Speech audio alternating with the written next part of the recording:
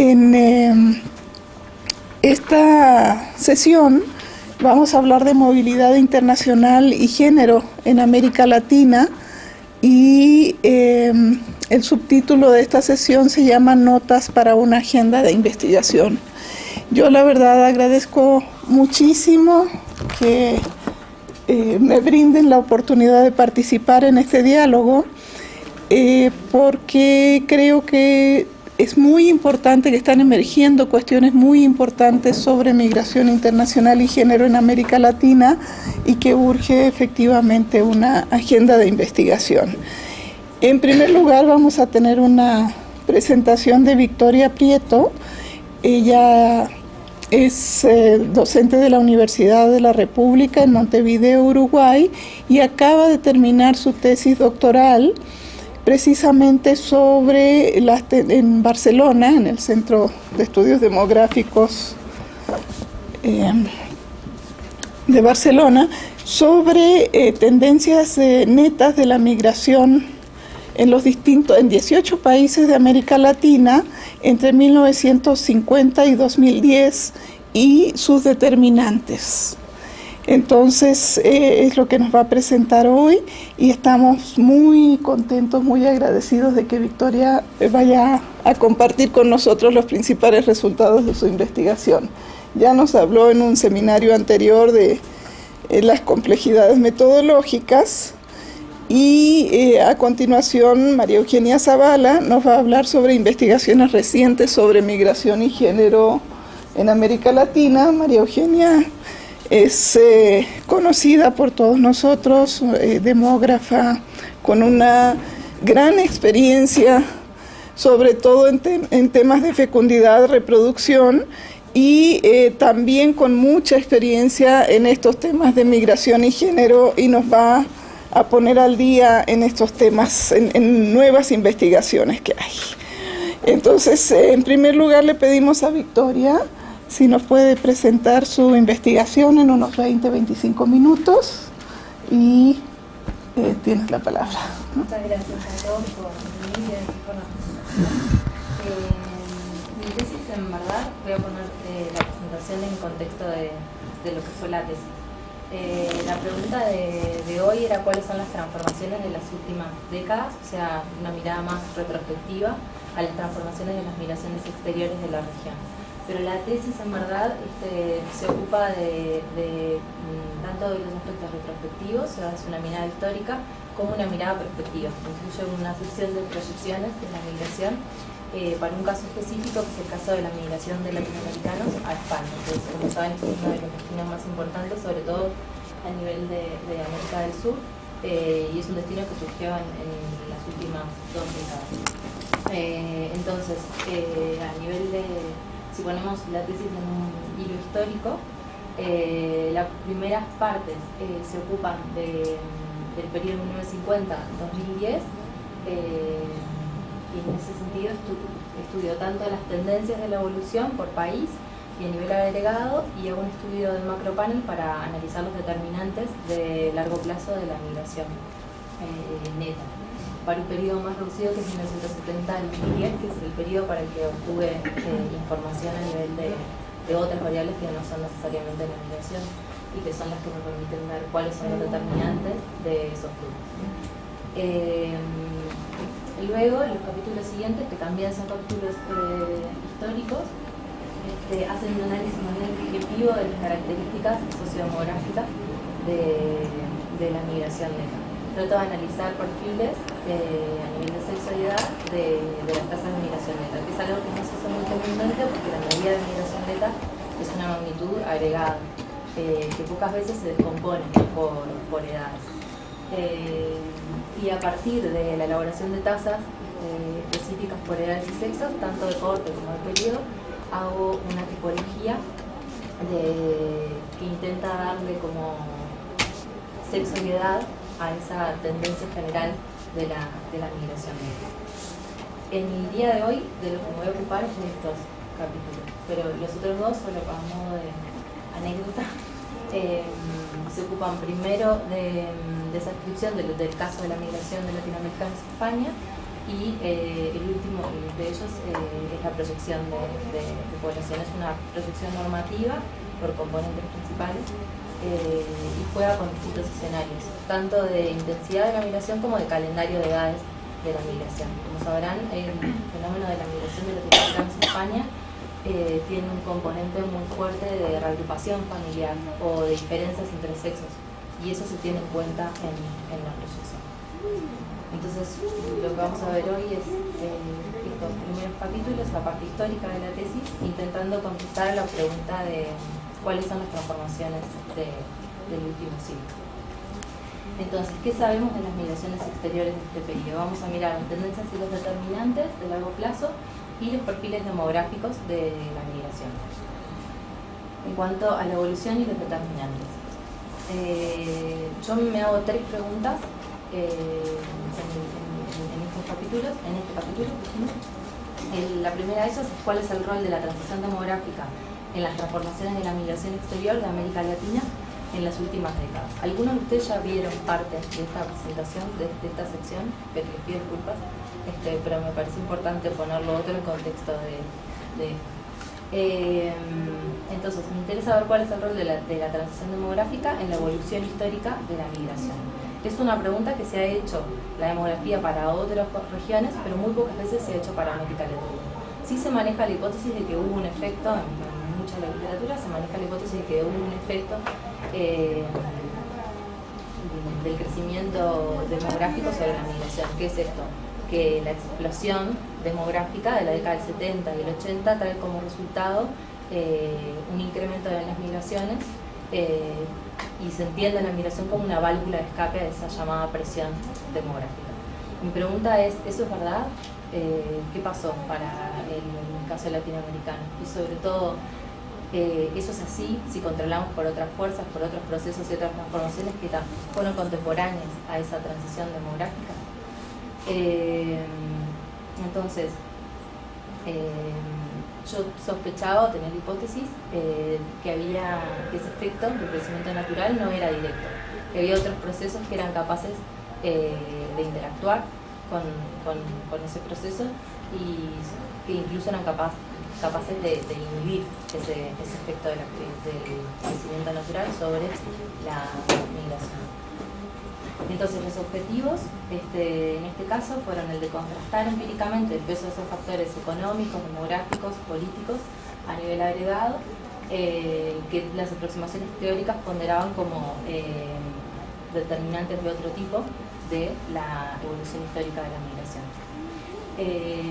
También me interesaba verificar la hipótesis de la existencia de procesos que algunos autores, como Salinari y De Santis, han llamado inhibidores de la presión demográfica. Ese concepto de inhibidores de la presión demográfica sobre la migración no es nuevo, es un concepto que viene desde Steph Boscroft en adelante, pero muy pocas veces se ha contrastado a nivel multivariado. Entonces, hay una literatura bastante vasta que surgió en las últimas 2 décadas, en las que se realizan análisis multivariados y se mide el efecto de variables demográficas, no solamente del crecimiento natural, sino también del stock de población o del tamaño de las cohortes. Hay distintas maneras de incorporar, de operacionalizar, digamos, esta hipótesis. Los resultados son muy ambiguos. Hay tanto autores que encuentran que efectivamente ese efecto es significativo como que no, están limitados. Salinari y De Santis hace poco publicaron un artículo que está en prensa ahora, pero va a salir en breve, donde ellos explican que gran parte de las diferencias encontradas en cuanto a la significatividad del efecto tienen que ver con el tipo de variables utilizadas. No es consistente el uso de las variables demográficas. Como les decía, se ha utilizado de distintas maneras y ellos achacan a eso la ambigüedad de los resultados. También estos autores son los primeros en incorporar esta idea de los inhibidores demográficos en la forma de interacciones, ¿sí?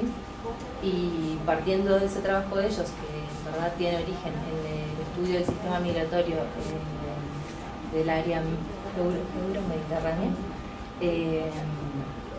yo traté de aplicar eso al contexto latinoamericano. Entonces, ¿cuáles son las tendencias generales de la migración neta? Rápidamente, para mirar 18 países, me parece que lo mejor es mirarlo a través de esta serie de mapas que presentan a la evolución de la tasa de migración neta desde 1950 al 55, cada uno de los mapas representa un quinquenio, hasta el periodo 2005-2010. Los países que están en color rojo son áreas ganadoras, ¿sí?, de población, es decir, áreas en las que la tasa de migración neta tiene un signo positivo, y en azul vemos las áreas perdedoras de población, ¿sí?, o expulsoras de población.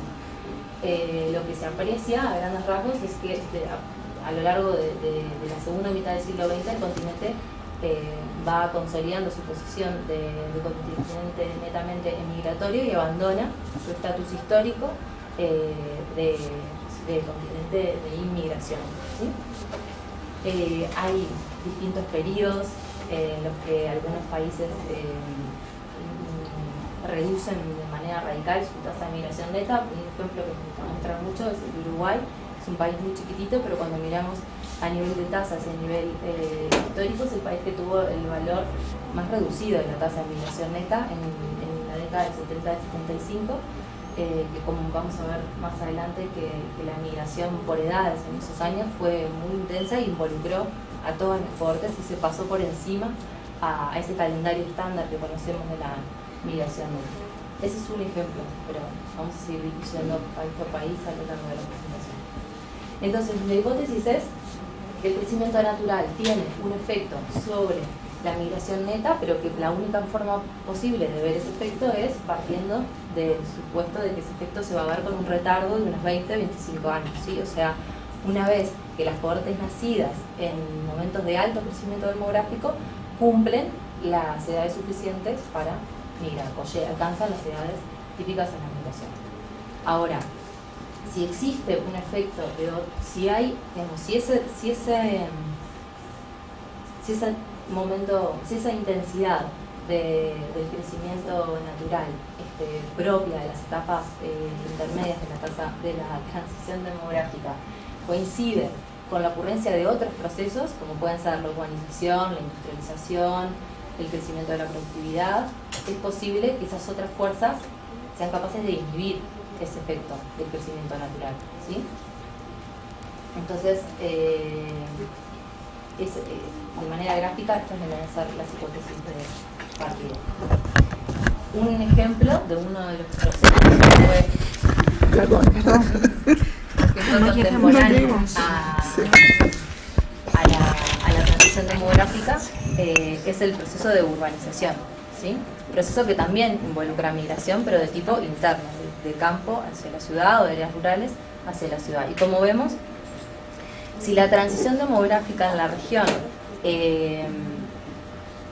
tuvo a todos los países, abrazó a todos los países a partir de la década del 70, ya en la década del 60 todos los países de América Latina estaban en este proceso.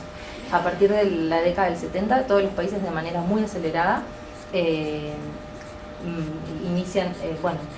consolidan el descenso de la fecundidad, pero eso es simultáneo a otro proceso muy acelerado y muy comprimido en el tiempo para nuestro continente, que es la urbanización. Entonces es posible pensar que, por ejemplo, este proceso sea capaz de inhibir esa presión demográfica. Sí.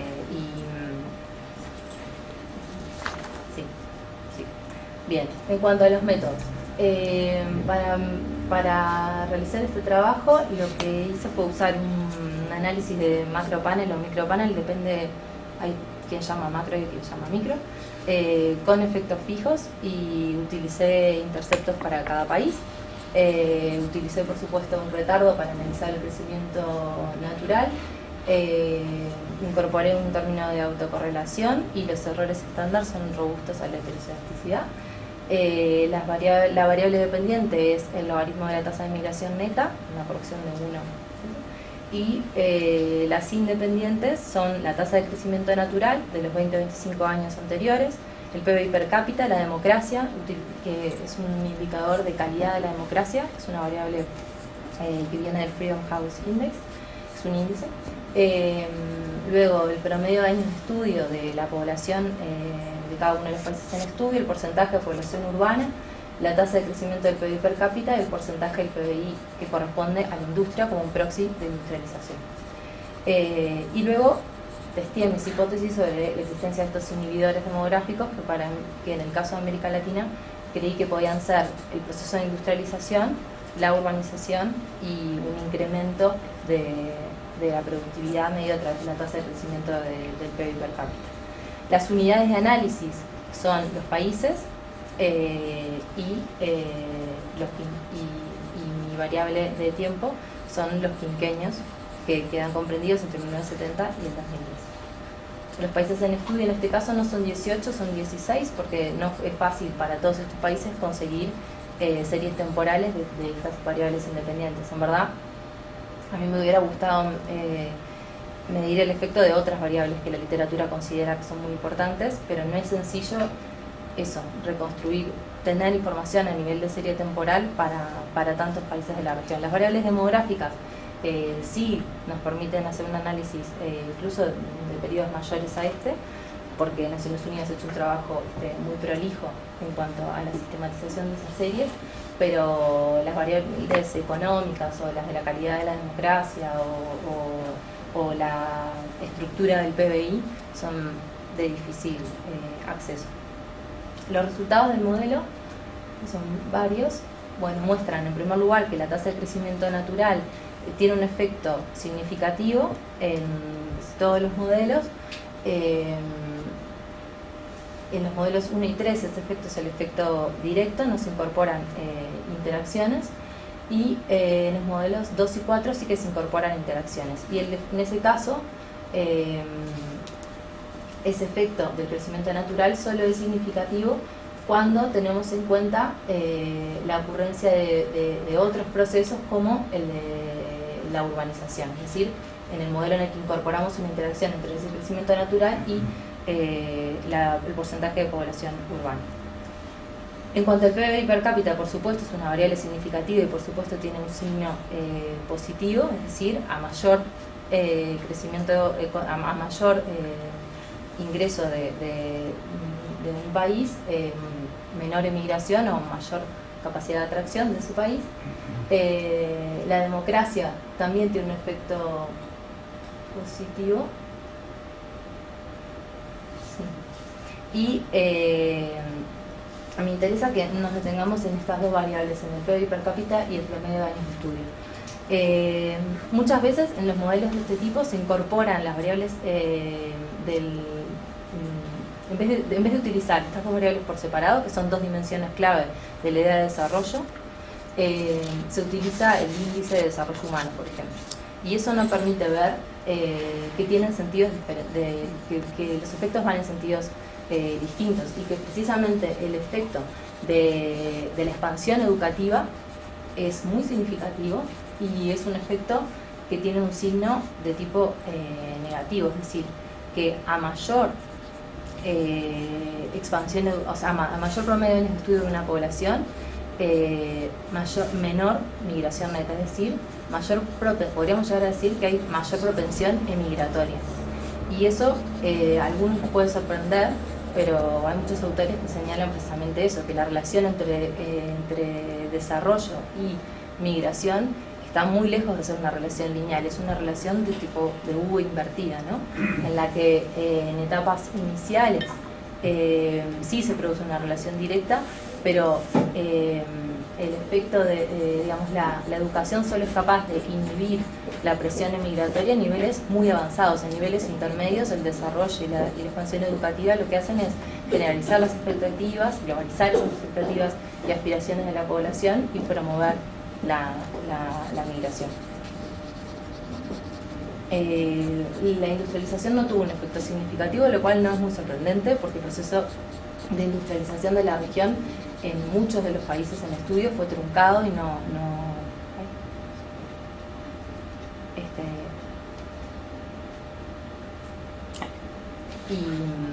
y tiene consecuencias muy diferenciales, y además Por ejemplo, la urbanización, a diferencia de otras regiones del mundo, en América Latina no se dio de la mano de la industrialización, y ha habido urbanización tanto en contextos de desarrollo e industrialización como en situaciones contrarias. Bueno, rápido voy a pasar las conclusiones de este capítulo. Brevemente, son que el crecimiento natural registrado durante las etapas de explosión demográficas tuvo un efecto negativo sobre la migración neta, pero sin embargo este efecto interactúa con otros procesos contemporáneos. El acelerado proceso de urbanización ha inhibido la presión demográfica sobre la inmigración, y el efecto del crecimiento natural sobre la migración exterior no es directo. La expansión educativa mostró un efecto positivo sobre la migración neta, y es esperable que su rol sea clave en las próximas décadas. Hay una cosa que no mostré ahora, que tampoco está en la tesis, pero en algún momento ensayé los modelos partiendo de los periodos, partiendo del periodo de estudios. Y si solamente se miran las últimas 2 décadas, o se mira desde el 80 hacia acá, el efecto de la expansión educativa es uno de los más grandes, ¿sí? Es a partir de ese momento en que la expansión educativa empieza a tener un rol importante. Entonces, el desarrollo, tanto en su componente de crecimiento económico como de expansión, es la fuerza principal de la migración neta en la región, y a niveles muy avanzados de desarrollo, como les decía, en los que el crecimiento económico atrae inmigraciones, esperando que esa relación se invierta. Mientras tanto, el desarrollo, lejos de inhibir la migración neta, la promueve. En cuanto a los perfiles demográficos de la migración neta, no sé cómo estoy de tiempo. Bien. ¿Sí? Sí. Okay. En este caso ampliamos el periodo de estudio, volvemos a los últimos 60 años, para los que sí se tiene información provista por Naciones Unidas. Toda la información que yo utilicé en la tesis es información que está online. Y para estudiar estos perfiles, lo que hice fue aplicar un análisis de supervivencia de cohortes a los stocks conocidos de población a lo largo de cada uno de estos quinquenios, utilizando la probabilidad de supervivencia específica por edades que nos dan las tablas de vida que también publica Naciones Unidas, ¿sí? De esa manera estimé los saldos migratorios como diferencia entre una población esperada y la población observada. Eso me permitió conocer los calendarios de edades de la migración por sexo para cada uno de estos quinquenios para los países en estudio. Voy a poner un ejemplo, bueno, voy a poner varios ejemplos, pero para que vean la diversidad de calendarios con los que nos encontramos y cuán lejos está esta región de tener un calendario único o estándar de la migración por edades. Estas son las tasas periodo de edad de la migración neta según sexo. No aspiro a que identifiquen los periodos, porque sé que es imposible. Pero simplemente me interesa que vean como la imagen general. ¿Qué nos muestra esto? Existe, por supuesto, una diferencia muy importante entre sexos, que la inmigración neta de los varones es muy inferior a la de las mujeres, es decir, que estos son mucho más emigratorios, ¿sí? O sea, que tienen mayor emigración neta, y que sí tienen una distribución uninomal. Pero este calendario que es bastante estable en el tiempo para los distintos periodos, cambia la intensidad de la migración, pero no la forma de esa curva. Es un caso casi único, porque si luego miramos los otros países de la región, todos tienen calendarios bastante más interesantes que este, sin desmerecer el de Colombia. Bien, por ejemplo, si miramos el calendario de edades de Uruguay, se pueden ver importantes efectos de periodo que modifican el calendario típico de edades de la migración. ¿Qué quiere decir esto? Ahora vamos a mirar la misma foto, pero en vez de mirar las tasas periodo de edad, las tasas periodo cohorte. ¿Qué quiere decir? Que en momentos específicos migraron todas las cohortes, se migró a cualquier edad, ¿sí? En migraciones tanto de tipo individual como familiar, y migraron incluso personas que tenían 50 o 45 años. ¿Cuándo ocurre eso? Bueno, en la década del 70, ¿sí? Esas dos picos que vemos en el caso de los varones son en la década del 70, en la década del 70, digo bien, Y luego, en el quinquenio del 2000-2005, que también fue una migración muy importante para Uruguay, y vemos que en el caso de Uruguay, tanto varones como mujeres migran a una intensidad muy similar, ¿sí? Es una migración muy equitativa en términos de sexos. Este es el caso de México, y en el caso de México lo que vemos es que hay un diferencial entre varones y mujeres. Es un calendario muy masculino, el de México, como sabemos. Así ha sido a lo largo de todo el periodo. Y ese patrón de masculinidad es estable, pero también hay otro componente en esas tasas de migración neta, que es una pauta de retorno, ¿no? Es decir, esa distribución unimodal que vemos, que tiene un pico en las edades 20, 24, incluso 15, 19, que son edades muy jóvenes para la migración, luego desaparece, ¿sí?, a partir de los 30 años. Y no es que paren de migrar, es más bien que la fuerza del retorno compensa esa fuerza de las salidas. Entonces es uno de los pocos países donde logra verse este tipo de estructuras. ¿Por qué? Porque el retorno es muy importante en la región. El caso de República Dominicana es un caso bastante interesante. También hay un patrón de retorno que muestra una estructura bastante estable de circularidad de la migración de los varones en República Dominicana. Bien. Y también muestra diferencias entre sexos en cuanto a ese patrón. Es decir, la migración es circular, pero para los varones. Las mujeres parece que luego en edades avanzadas no tienen un patrón de retorno como el que podemos encontrar en los varones. Es una migración, tal vez podemos decir, más definitiva.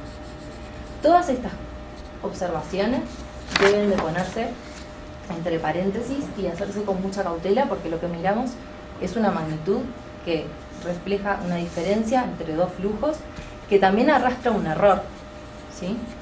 Dentro de la migración neta está todo el residuo de esa ecuación compensadora de la población.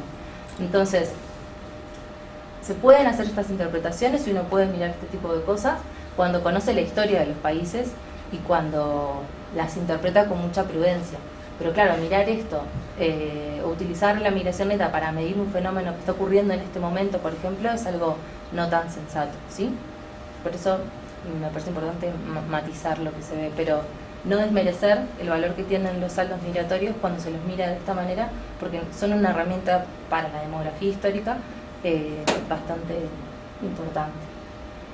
Bueno, una vez que yo construí estas tasas de migración neta, que como decía son las hice tanto por periodo de edad como por periodo corte, la idea era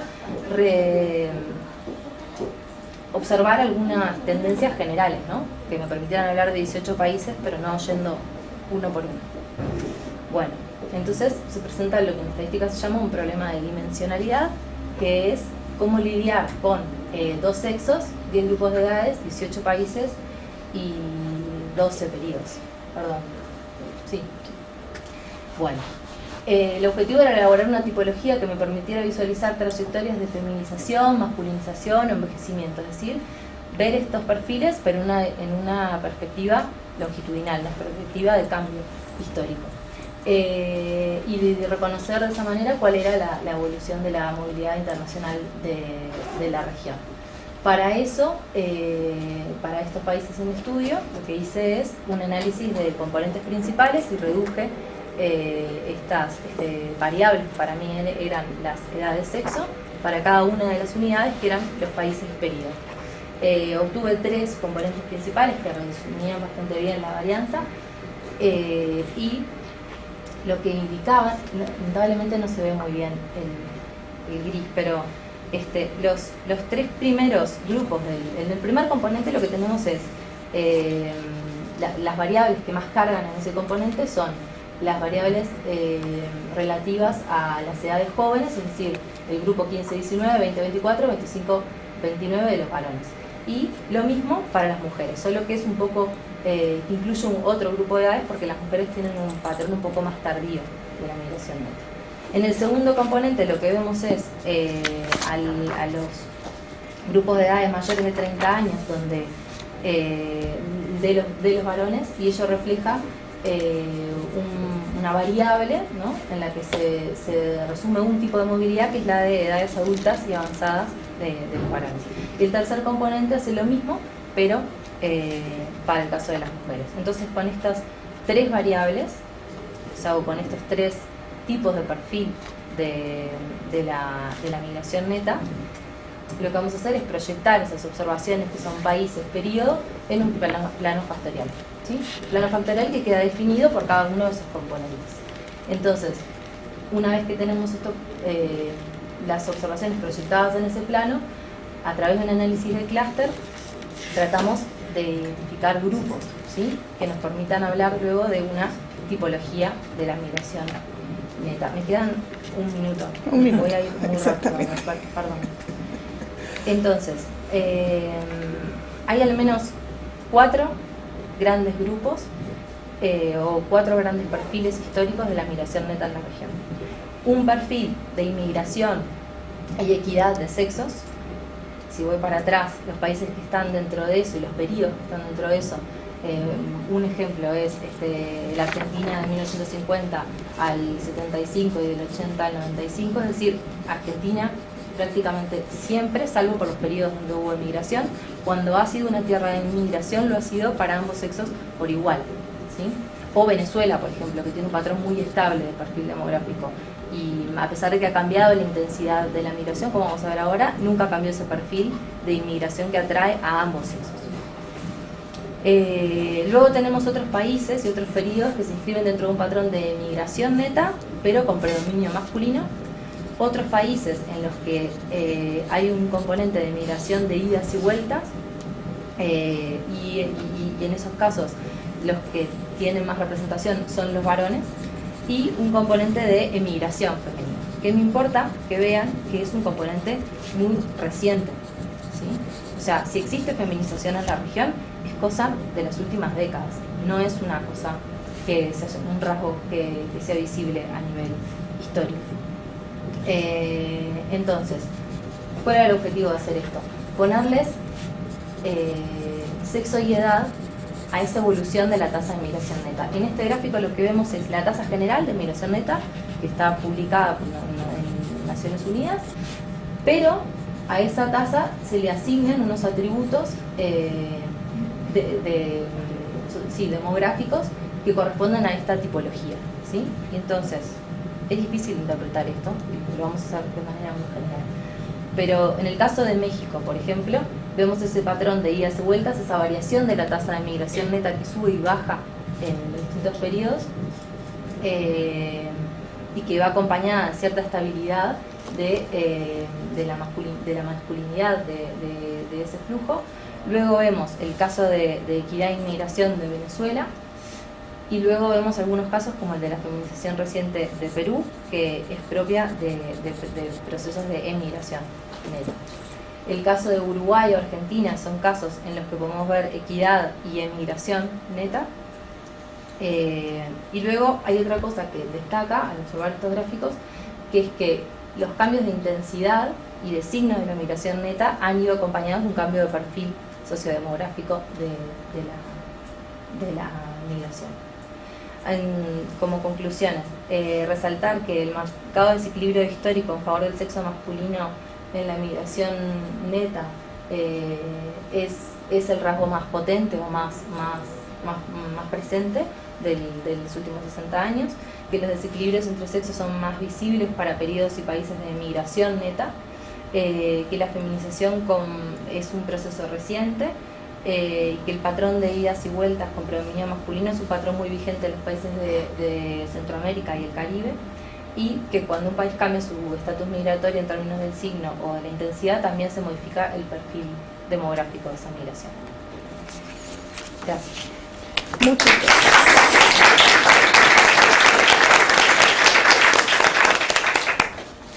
Entonces, ahora vamos a escuchar experiencias recientes de migración que nos va a exponer María Eugenia. Sí, yo creo que cambian lugares.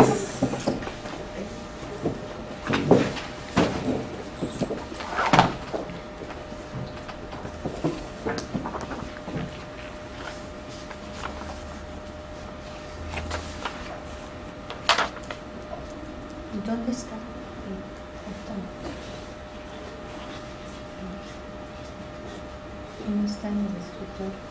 No está en el escritorio. No está en el escritorio.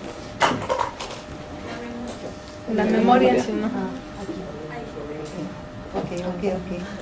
¿Pero cuál? Sorry, muy bien. Gracias.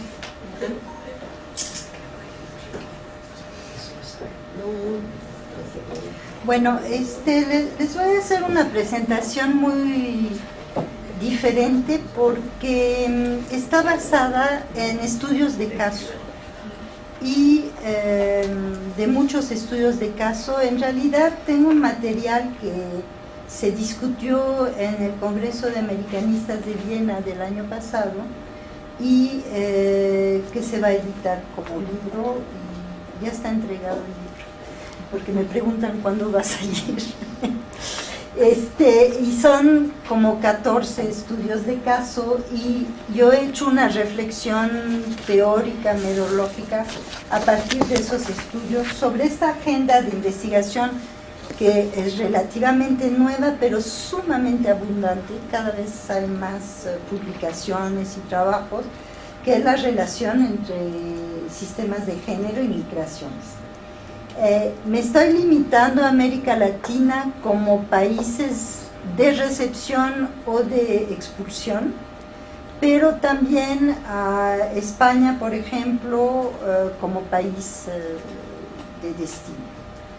Y las investigaciones sirven para diferentes puntos de vista. Uno es el de las trayectorias migratorias y su relación con las dinámicas familiares, que también son otro tipo de migración, de trayectoria, las trayectorias laborales en el mercado laboral. Entonces, en el contexto, el punto de partida es que en el contexto de las migraciones internacionales, las familias sufren un enorme trastorno, y ver cómo esa modificación revela las dinámicas familiares, porque si han cambiado, pues eso revela que existen, ¿no? A veces antes de un terremoto no se ven las relaciones, pero cuando ya hay un terremoto, pues ya se ve. Entonces es un poco como un revelador de dinámicas familiares. Y lo vamos a ver tanto en las sociedades emisoras como en las receptoras, porque también recibir mucha gente es una conmoción. La temática se ha desarrollado mucho, tanto por la visibilidad creciente de las migraciones femeninas, pero que es un fenómeno reciente, como por los nuevos problemas que se generan. Hay muchas publicaciones ya. Al principio había muy poquitas, hace algunos años, pero ahora ya hay muchas.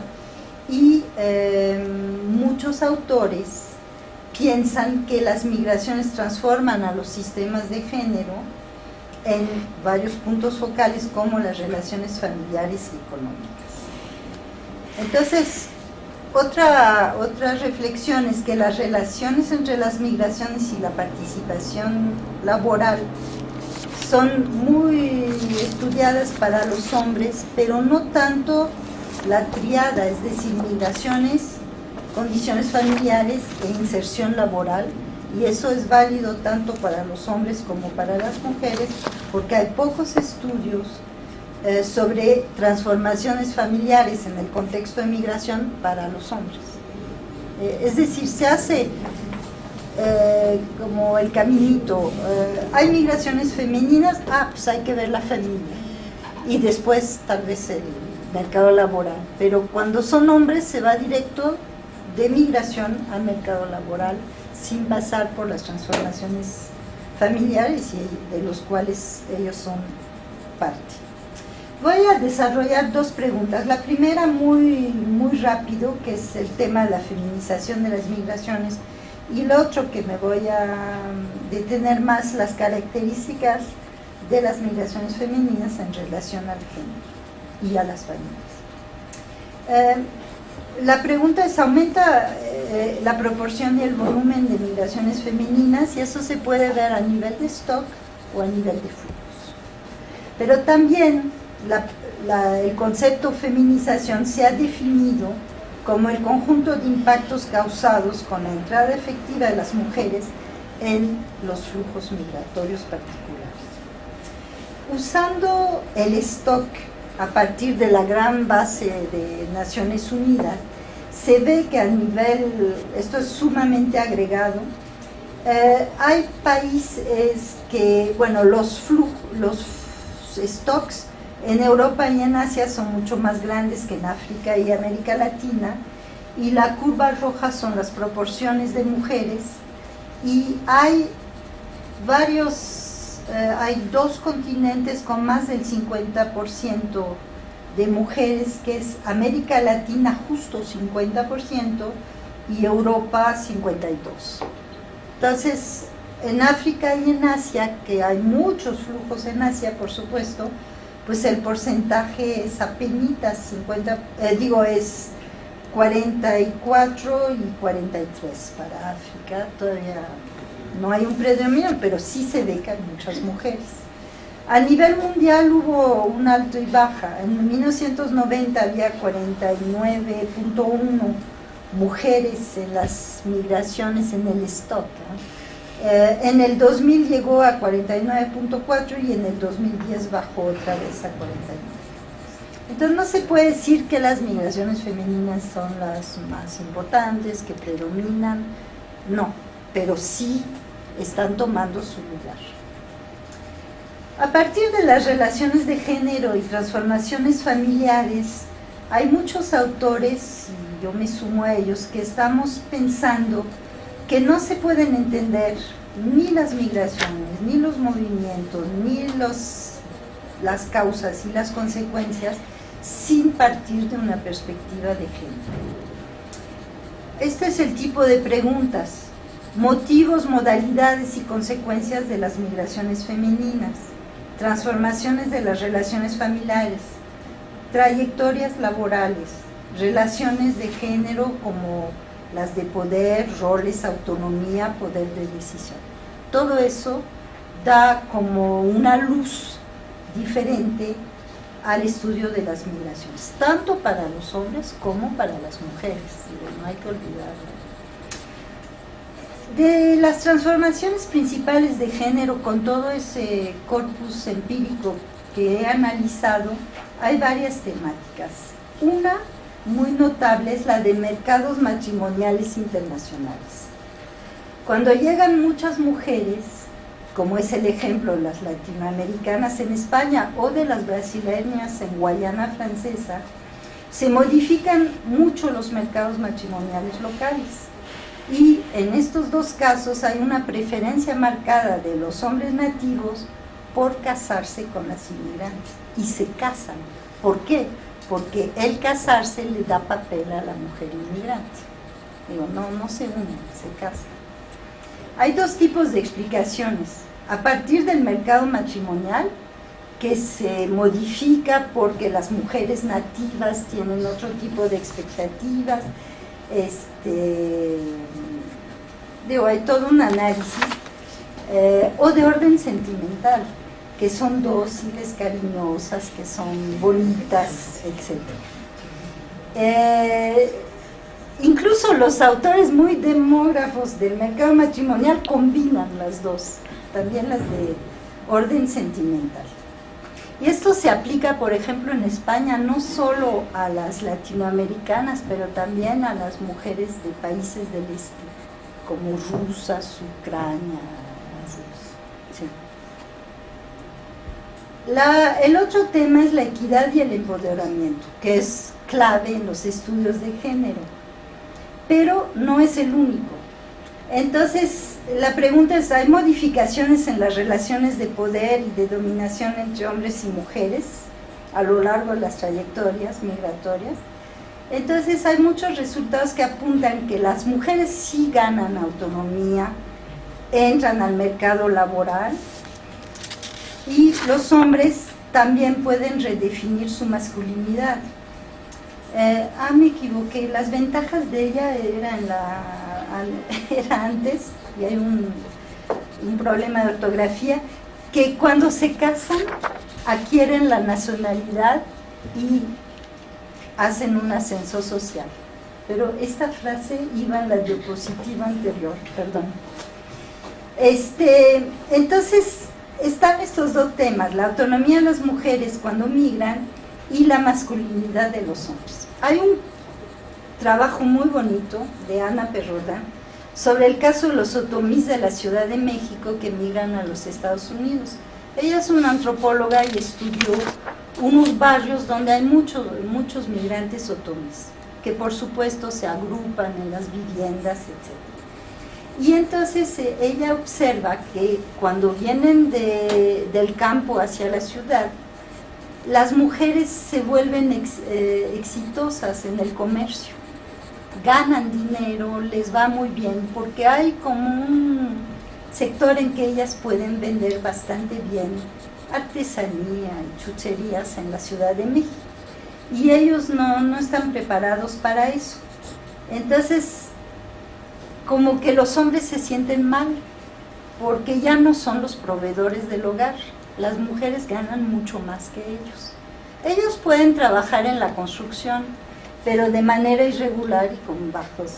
Entonces, lo que ellos dicen es que, no, vamos a migrar a los Estados Unidos para reubicar nuestro lugar en nuestras familias. Y se van a Estados Unidos. Entonces hay toda una migración a Estados Unidos. En cuanto ellos se van, las mujeres tienen que dejar de trabajar porque empieza el control social del grupo y los rumores. ¿Cómo? Se salen a la calle, no está el marido, etc. Entonces tienen que dejar de trabajar y las encierran en su vecindad. Y ellos se sienten empoderados porque ya el dinero de la familia viene de ellos. Claro que es un caso muy específico, pero es interesante porque hay otros estudios en otros lados donde se ve eso de reafirmación de la masculinidad, como dicen los migrantes, por la migración. Ahora, si se ve el caso de las mujeres, la autonomía femenina en poder de decisión y de ingreso económico aumenta, pero no aumenta la igualdad de género ni tampoco su nuevo rol social conseguido. Las mujeres que migran en general salen al mercado de trabajo, ese es el sentido de la migración, sobre todo si migran solas, dejando a su familia en Ecuador, en Bolivia, en países de origen. Y ellas migran sin el marido y sin los hijos. Pero se vuelven muy importantes porque son el sustento del hogar con las remesas que mandan. Pero por otra parte, su nuevo rol social baja porque las califican como malas madres que han dejado a sus hijos. Entonces, esto de que su situación de género ha cambiado, sí, pero hay un cambio hacia arriba y otro cambio hacia abajo. Entonces se anulan y en general no mejoran mucho su posición. También se ve eso con la inserción laboral, el tema de los mercados laborales internacionales. Hay un tema que son las bolivianas en Brasil, en una zona fronteriza, y se vuelven comerciantes súper exitosas en lugares donde los hombres no encuentran trabajo. Ellas sí se empoderan en poder de decisión, en términos de autonomía total, hacen todo solas y ellos no ganan dinero, entonces se tienen que callar. Ese sí es un caso de empoderamiento. Pero las peruanas en Chile o las bolivianas en España que están en el trabajo doméstico, en el trabajo de cuidado, ellas, a pesar de que ganan dinero, están en esa disyuntiva que dije anteriormente, ganan dinero y se vuelven el sostén del hogar, pero son descalificadas. Y son más descalificadas cuando son mujeres con estudios secundarios y de preparatoria y que se van al servicio doméstico o de cuidado. Entonces el trabajo doméstico nunca empodera a las personas Y una de las autoras de un capítulo dice: el trabajo doméstico se sitúa entre la necesidad y el no reconocimiento. Ellas muchas veces tienen diplomas y todo, pero en el país donde llegan, pues el sector reservado a mujeres migrantes no les da mucho reconocimiento. Ahora, hay otro tema que es la crisis económica en Europa, que ha hecho que se ha amenazado el mercado de trabajo de los migrantes instalados, como desde 2008 en España. Lo que sí es que los hombres migrantes sufren más del desempleo que nativos hombres y mujeres y que mujeres migrantes. Hay como una progresión. Los que más desempleados son los hombres de origen latinoamericano, por ejemplo. Luego las mujeres latinoamericanas, luego las mujeres nativas y luego los hombres nativos. Entonces, los hombres pues los desplazan del mercado laboral. Esto produce desigualdades familiares en las nuevas estrategias de retorno. Hay toda una confabulación familiar: quién se va a regresar, quién se va a quedar. Eso origina muchas tensiones.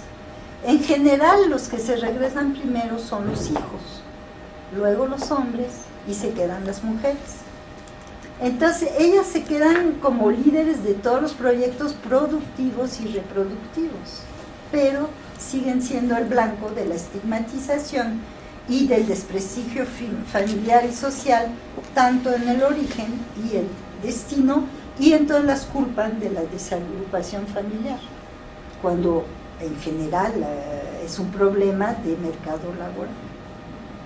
Entonces, a modo de conclusión, sobre todo con estas últimas reflexiones, los migrantes son las grandes víctimas de las crisis económicas actuales y merecerían reconocimiento y protección por parte de las políticas públicas, sobre todo por la gran contribución que han hecho a las sociedades y a las economías de destino. Pero en la coyuntura actual no pasa eso, y necesitarían mucho más que nunca el respeto a sus derechos, la protección a las familias y la promoción de la igualdad de género, en vez de que los hagan responsables de las crisis económicas que todos padecen, pero no por igual. Ya.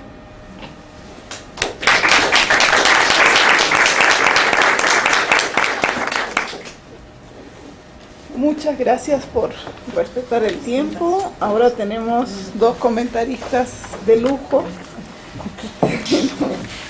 Una es Jessica Nájera, que es doctorante el doctorado en estudios de población del Colegio de México, y está haciendo su tesis sobre migraciones en la frontera sur de México y hogares, familias.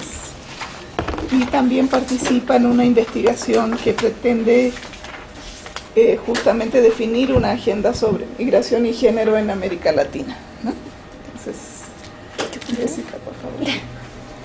Bien, bueno, primero quiero agradecer la invitación de Silvia a pues poder aportar algunos elementos desde mi experiencia en el tema, especialmente de migración y género, y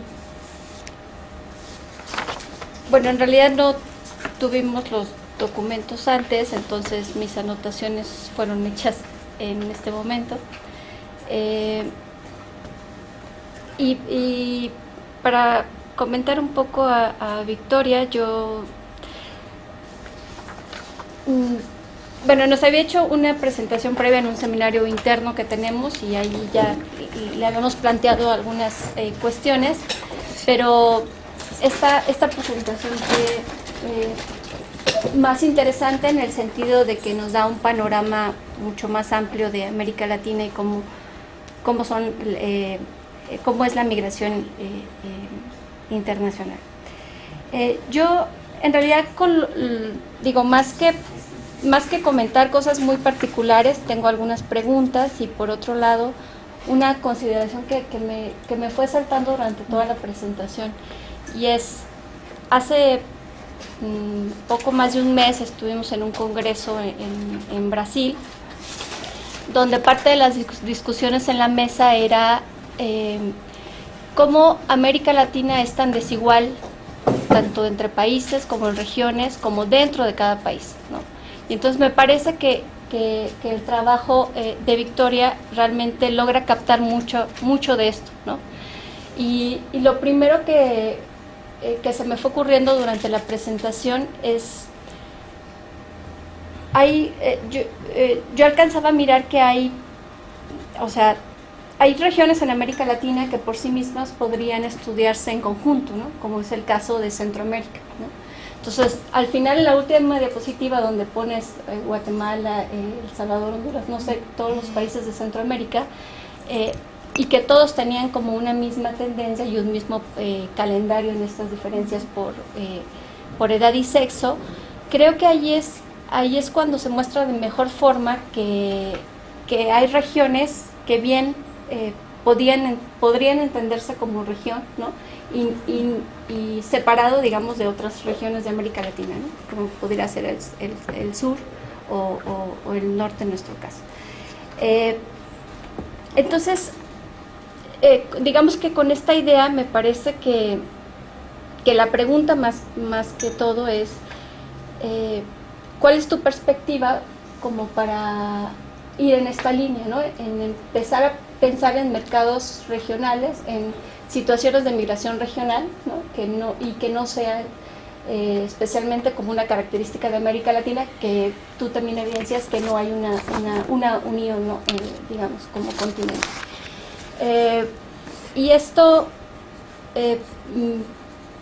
me lleva también a hacer otra anotación que también parece evidente y que es el tema de las políticas migratorias en los países, ¿no?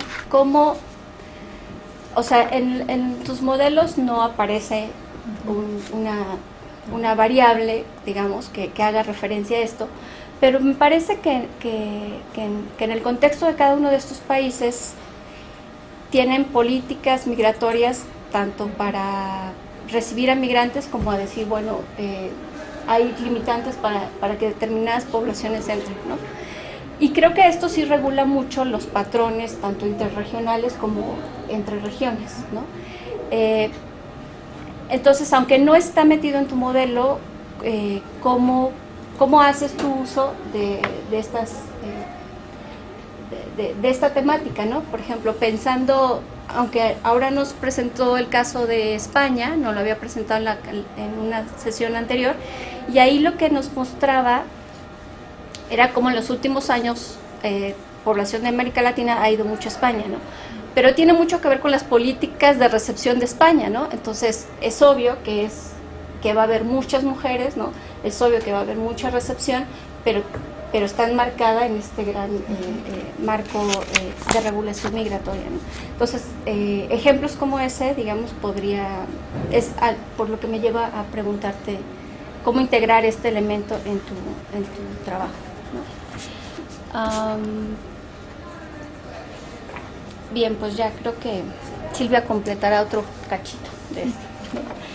Y paso tal vez a lo que es mi área de mayor conocimiento, que es el tema de migración y género, y me gusta mucho cómo comenzó María Eugenia señalando que estas reflexiones teórico-analíticas que sacó a partir de diferentes estudios de caso pueden invitarnos a sacar tanto nuevas temáticas de investigación como nos permiten evidenciar algunas que no están presentes, ¿no? en los trabajos actuales. Yo, como mencionó la profesora Ivonne, yo trabajo migración centroamericana, guatemalteca a México, y lo que trabajo es vida familiar y laboral. En este contexto, digamos que varias de las anotaciones que hizo María Eugenia, especialmente en el tema de mercados laborales internacionales, a mí me parece que, aunque todos mencionamos que van y trabajan en determinados nichos de trabajo, etcétera, me parece que poco se ha hecho un esfuerzo por hacer estudios de los mercados de recepción, ¿no? Es decir, analicemos el mercado, en caso, el mercado fronterizo de la zona sur de México y veamos qué oficios se ofrecen, a quiénes se ofrecen, por qué se ofrecen, en qué temporalidades se ofrecen, y entendiendo el mercado laboral de esa región, uno puede entender por qué hay determinados tipos de trabajadores en la zona, ¿no? Y poco se ha hecho eso, siempre es a partir de los trabajadores migrantes que conocemos la situación laboral de los estados de recepción, pero no hay un esfuerzo por estudiar formalmente los estados de recepción, ¿no? Como fuentes de trabajo. Eso a mí me parece que aún nos falta trabajar en ese sentido, ¿no? Y lo otro, en el tema de equidad y empoderamiento, yo creo que igual que como Victoria nos decía que los resultados finales no son globales para toda la situación de América Latina en términos de migración, igual el tema de empoderamiento y equidad no es similar en todas las mujeres, ¿no? Siempre es confuso, algunos resultados salen a favor, otros en contra. Entonces, digamos que lo que yo he aprendido durante este tiempo es que uno no puede dejar de contextualizar a quienes está estudiando y por qué, y todo lo que envuelve a determinadas situaciones, ¿no? Y que siempre hay una necesidad de profundizar para estar más seguros de las relaciones que marcamos.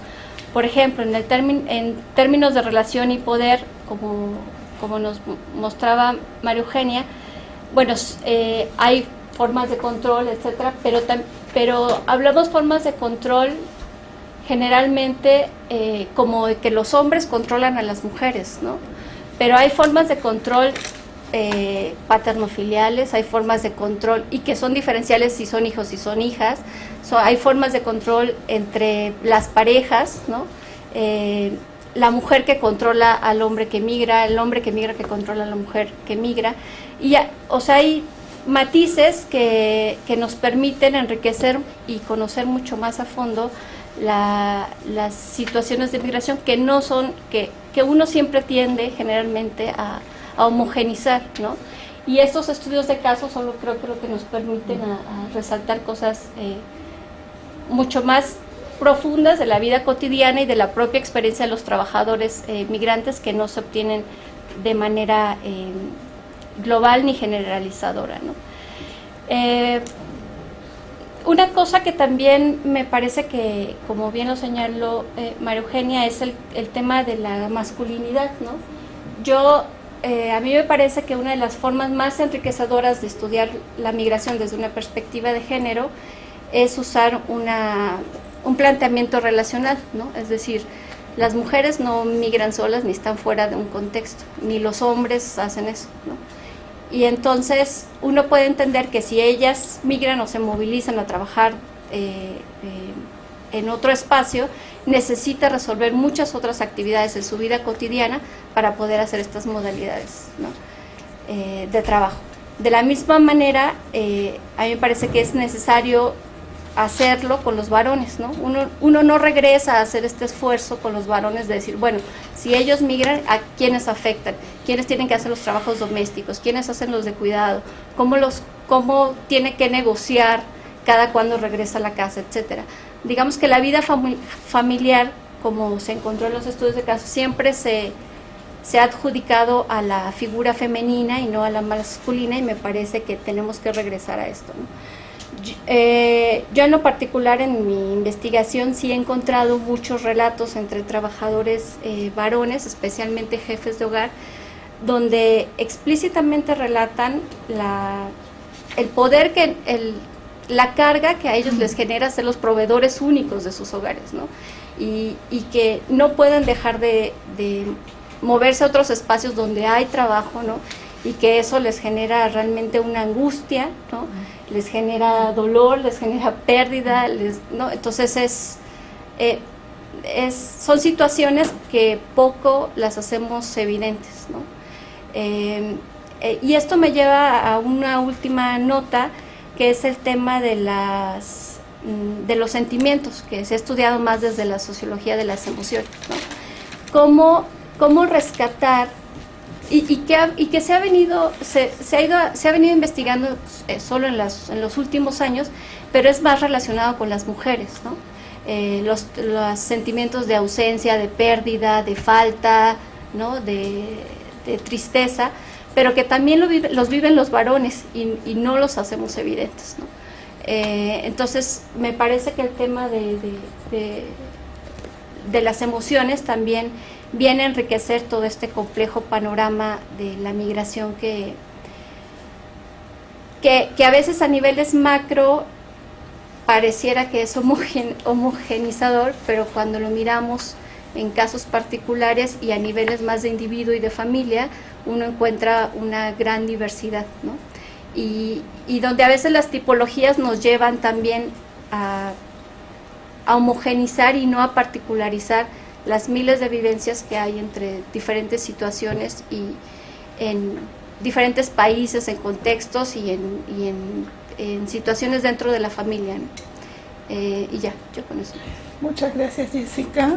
Ahora le pedimos a Silvia, nuestra directora del centro, estudiosa de la migración, las relaciones con el mercado de trabajo, con la escolaridad, que nos comente nuestros trabajos. Bueno, quiero decir que sí que esta sesión fue un poco diferente de otras que ha habido de diálogos, porque justamente yo me puedo hacer un espacio de diálogo sin que necesariamente hubiera un documento que hubiéramos revisado, como ya dijo Jessica, ¿no? Y entonces, bueno, las reacciones son un poco también en ese sentido y con la idea de, como lleva el título de la sesión, de avanzar en esto hacia una agenda de investigación. Como bien decía María Eugenia, el tema de migración y género ha tenido como un boom de 1980 para acá, ¿no? Si uno le da en Google o le da en Gestor, o sea, te sale una cantidad de artículos impresionantes, revisiones, por ejemplo, de la literatura que se ha conjuntado. Nada más por dar un ejemplo, en este año se publicaron 2 en unas revistas especializadas en inglés, una de Yoconda Herrera sobre género y migración, otro de Patricia Arias sobre familia y migración. Sobre temas, por ejemplo, de la feminización, también hay una cantidad de publicaciones al respecto. Otra vez, simplemente el año pasado hay una de Hania Slotnick, también muy referenciada, y un ejercicio que hicieron Catherine Donato y otros investigadores, viendo justamente el mismo problema y la misma pregunta que plantea Victoria, pero a nivel internacional y luego enfocados en stocks de Estados Unidos. Entonces realmente es un campo que ha sido muy fértil y donde ha habido una evolución de la discusión, por un lado, de este tema de la feminización de la migración, y por otro lado, muchos de los estudios empíricos y de caso, estilo lo que se compila en el libro que María Eugenia y Virginie Rosé coordinaron, que son estudios más como de carácter, en general, no todos, pero son más de carácter etnográfico. O sea, hay muchos trabajos desde la antropología, que luego también la sociología ha tomado metodologías similares, en donde se documentan los cambios en las relaciones de género. Si uno hiciera lo que pensé es organizar los comentarios, empezando por la parte más de medición y de feminización o no de la migración, y luego con la agenda de investigación de migración y género, para que me vaya por orden. Uno es que, bueno, cuando uno ve el trabajo de Victoria, además lo compara con lo que hay para el resto del mundo en general. Uno es que América Latina es una fuente privilegiada, ¿no? Mucho de lo que trabajó Victoria viene del IPUMS, las preguntas que hay sobre migración pues nos permiten hacer este tipo de ejercicios comparativos para América Latina, que es algo que no se puede hacer con todas las regiones del mundo. Creo que una de las cuestiones que me parecieron más interesantes del trabajo de Victoria, no sé cuántos de ustedes estudiaron en la presentación de Hania Slotnick a principios de este año, que también tenía esa discusión de, bueno, cuando ves los grandes agregados, ¿hay o no una feminización de la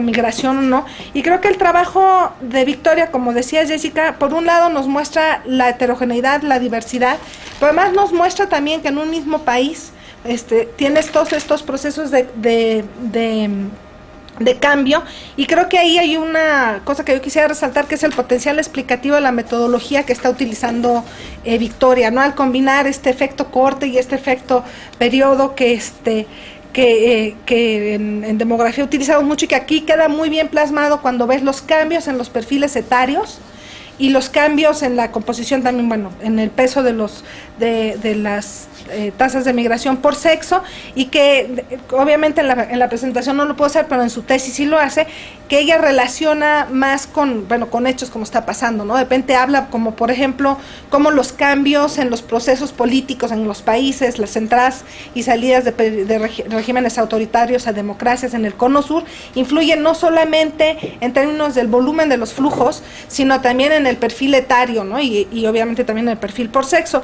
Y además yo insisto mucho en la parte de edad, porque así como siempre tenía uno antes de que el género visibilizara la participación de la mujer en los procesos migratorios, todavía creo que nos falta visibilizar la migración que no está concentrada en ese grupo etario de 15 a 34 laboral, ¿no? Entonces el trabajo de Victoria deja ver otros procesos que se dan, o sea, menores, que obviamente va a estar vinculada a la migración de los padres, y también en la edad avanzada, en donde hay una vinculación con otros procesos como el retiro, ¿no? Y el regreso al país de origen. Entonces creo que ahí hay un potencial explicativo, como dijo bien Victoria, que ya nos permite ir a lo mejor a cada uno de los países, pero quisiera resaltarlo porque en términos de notas para la agenda de investigación creo que nos da mucho potencial para estudiar. Como decía, Victoria tiene sus limitantes y uno quisiera ver los cambios, por ejemplo ahora con el fenómeno de retorno, pero que sí nos están dando una serie de información muy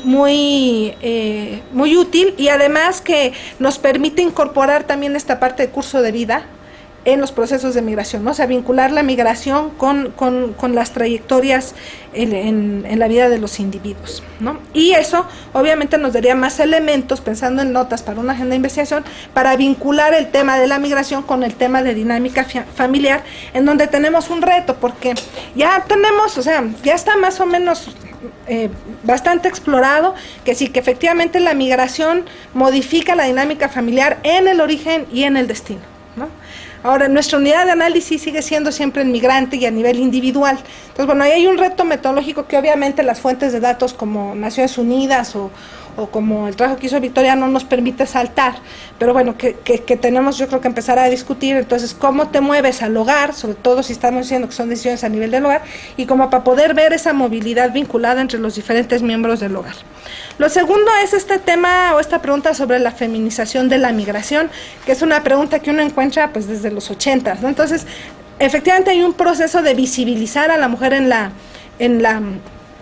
participación de la mujer en los flujos migratorios, no solamente como mujer esposa, sino como mujer sujeto activo de la migración, mujer que va y se inserta en el mercado de trabajo, etcétera, y que cuando uno ve los datos, si se acuerdan de la presentación de Jania era como muy escéptica, decía, bueno, pero en los agregados no se ve, ¿no? Y de repente uno ve tanto el trabajo de Victoria como por ejemplo el otro trabajo que hacía referencia de Catherine Donato, y dicen, bueno, sí hay un proceso de cambio, ¿no? Por ejemplo, en algunos de los trabajos se habla de que, bueno, la participación de la mujer en América Latina en los stocks de migrantes se mueve de 47% a 49%. Entonces, efectivamente hay como un aumento en la participación de la mujer, pero en realidad si uno lo ve, siempre se están moviendo alrededor de ese margen. O sea, siempre están, digamos, entre digamos, que la más baja que te da 47 y 52% que se da, por ejemplo, para el trabajo de Catherine Donato, y eso es muy interesante porque ellos ven, también corrigen, estandarizan por edad, o sea, usan técnicas demográficas como muy tradicionales, y ven el stock de migrantes por lugar de origen. Si quitas a los mexicanos del stock de migrantes en Estados Unidos, en el caso de las mujeres latinoamericanas es el 54% mujeres, y bueno, el complemento de nombres. Si agregas a los mexicanos, pues se cambia, porque en el caso de los mexicanos es más bajo, es inclusive menor de 45%, y bueno, tienen un peso numérico bastante importante. Entonces, bueno, creo que otra de las cosas que resalta y que sigue un poco lo que decía Jessica, es creo que es el ejercicio que hace Victoria de buscar una tipología de tipos de migración dentro de este panorama tan heterogéneo y además con esta perspectiva histórica, y de ahí solo quiero resaltar algunas ideas, ¿no? La primera es esto que muestra, si uno habla ya no solo del tamaño del stock o de los saldos netos, sino de la dirección. El cambio en América Latina, en específico en el cono sur, de ser de inmigración a emigración, y lo que eso implica, y el cambio de Estados Unidos como el principal destino para los latinoamericanos, y esta diversificación hacia Europa, España, pero también algo que a mí me parece muy rico y sobre el que la agenda se está expandiendo, y que hay trabajos como el de Marcela Cerruti o como de Carolina Rosas egresadas aquí, que hablan sobre los flujos internos. O sea, hay un dinamismo dentro de la región, o sea, de Argentina como lugar de salida, pero también como lugar de llegada de bolivianos y de paraguayos, y hay una creciente agenda de investigación que está viendo los efectos también de estos flujos internos, sobre todo en el cono sur, pero bueno, en el caso de, por ejemplo, lo que está haciendo Jessica, de la migración guatemalteca hacia México, bueno, tienes como toda otra agenda de investigación nada más para ver la región. El otro es esto, bueno, de diferenciar dentro de la región las diferencias de los patrones por países, ¿no? Y otra vez retomo aquí un poco lo de Victoria y un poco lo de Catherine Donato, y decir, bueno, estos perfiles más masculinos en México, y cuando uno intenta, bueno, a ver, ¿qué es lo que nos referencia a un flujo con un componente más o menos, con mayor o menor participación de mujeres, ¿no? Entonces, bueno, tienes por un lado México y Haití, con patrones todavía muy masculinos, sobre todo cuando se ve en términos de flujos, porque en términos de stock, por esto que está documentado, que las mujeres tienden más al asentamiento que los hombres, entonces en los stocks no necesariamente se capta así. Y que en algunos trabajos se referencia con el tipo o con el perfil de la inserción al mercado de trabajo, ¿no? Por ejemplo, en el caso de Haití, algunos de los trabajos que he encontrado es que, aunque sí hay un cambio hacia servicios, en donde entra más la participación femenina, todavía hay un peso muy fuerte de cierta migración haitiana a agricultura, o por ejemplo a industria o a servicios de construcción, en el caso de la migración haitiana a República Dominicana, por ejemplo, ¿no? Y tienes otros casos como el de República Dominicana, con una migración fuertemente femenina desde hace mucho, y que está vinculado con el trabajo, el care work, el trabajo de cuidados, ¿no? Pero que además ahí vienen, bueno, pues algunas de las hipótesis. En el caso de trabajo de Catherine Donato, ellos consideran que también está muy vinculado con el sistema familiar y con la forma de unión, ¿no? Y que eso explica, porque en el caso de Ecuador, de Argentina, etcétera, esta feminización es más reciente. República Dominicana pues ya la tienen desde hace mucho, ¿no? Entonces, bueno, está vinculado con este proceso de formación de unión y el sistema familiar específico del Caribe, o en este caso de República Dominicana. Y por otro lado, cuando uno habla de esto más reciente, que a lo que hizo referencia Victoria, pues también está relacionado con el cambio en la situación de la mujer en América Latina, ¿no? Y aquí, por ejemplo, Victoria nos enseñó el peso que tiene la educación en la emigración, y ahí habría que pensar, es una hipótesis, yo creo que sí, que ese peso sería todavía más fuerte para explicar los cambios en migración femenina que en migración masculina. Obviamente está el proceso de inserción al mercado de trabajo, que también es diferente dentro de la región, y el proceso de mayor autonomía de la mujer, que está vinculado con este cambio en las últimas dos décadas, y que además yo creo que haría falta hacer más vínculo o relacionarlo más con lo que está pasando en las dinámicas familiares en general en América Latina. Volteo a ver a Brígida porque ella hizo una revisión hace poco de todo el tema de dinámicas familiares en América Latina en un artículo que salió el año pasado en el Annual Review of Sociology. Y ya casi para terminar, quería hablar un poquito sobre esto de la evolución de la agenda en migración y género y familia, pero ya lo pongo todo junto, migración, género y familia, aunque todavía mucha de la revisión de la literatura está segmentada y habla de migración y género y migración y familia, pero en general creo que están más vinculadas de lo que nosotros lo visibilizamos, ¿no? Como yo mencionaba, la emergencia de este campo tuvo sobre todo en un inicio estuvo vinculado con este proceso de visibilizar a la participación de las mujeres como sujetos activos en los flujos. Ya me dice si ya no tengo tiempo. Ok. Y eso llevó a que metodológicamente, bueno, por un lado se midiera la participación de las mujeres en los flujos y en los stocks, ¿no? Y por otro lado, muchos estudios que comparaban hombres y mujeres. Entonces, si los determinantes eran iguales, si la inserción al mercado de trabajo era igual, pero eran trabajos más en términos comparativos, que no necesariamente incluían o implicaban un análisis de las diferencias en términos de incorporar al género en su potencial explicativo. Y bueno, y otra línea de trabajo que estado muy centrado en ver las relaciones de género, ¿no? Cómo se modifica la relación en la pareja a raíz de la migración de uno o de ambos. Yo creo que ha habido una evolución de la forma en la que se estudia el tema de migración y género. Por un lado, ya se visibiliza no solo a la mujer migrante, sino a la mujer no migrante. Y hay todo un conjunto de literatura que habla de las esposas que se quedan. Pero por otro lado, también se han incorporado el estudio, y ahí es donde viene el vínculo con familia, no solamente de las mujeres que migran o de los que migran, sino dentro de toda la estructura de la familia también de los que no migran, ¿no? Hay un trabajo de Gail Mommers que a mí me gusta mucho, que en donde ella está viendo, bueno, entonces se quedan las tías, cuidan a los hijos, entonces cuál es la relación con las tías, y luego la hija mayor toma el rol de las tías porque las tías ya se cansaron.